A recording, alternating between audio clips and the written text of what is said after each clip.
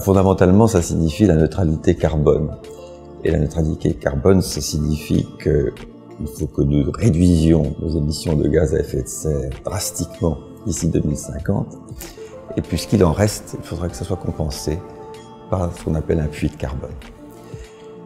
Les chiffres sont assez impressionnants parce que d'une réduction des gaz à effet de serre de 1,5% depuis quelques années, il faut passer à un rythme de l'ordre de 4% par an.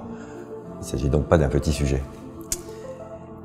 Au fond, il s'agit de réduire aussi notre consommation d'énergie de moitié, ce qui veut dire que nous avons un énorme travail devant nous.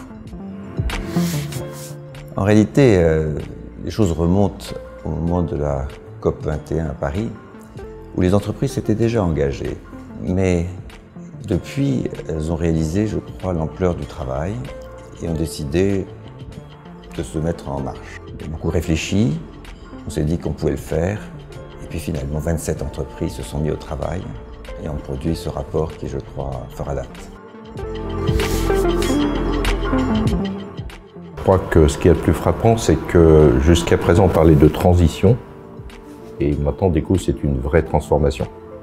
Donc ce n'est pas quelque chose qui va se faire petit à petit, c'est quelque chose qui va demander à ce qu'on change fondamentalement un certain nombre de domaines dans notre économie. Comme tous ces grands sujets de transformation, ça ne peut être qu'une œuvre collective. Donc bien sûr les entreprises, bien sûr les pouvoirs publics, mais tous les citoyens. C'est ce triptyque qui va faire qu'on pourra pivoter et se transformer. Personne ne peut, dans son seul secteur ou dans sa seule dimension, délivrer le résultat.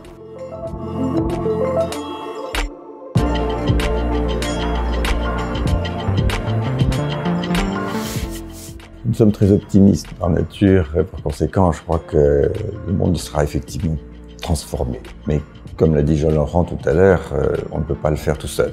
Alors, se projeter à 2050, c'est peut-être un peu difficile, mais on est absolument convaincu que nous allons arriver à l'objectif. Eh bien, en 2050, j'aurai quasiment 90 ans, je serai arrière-grand-père, et le monde sera plus zen.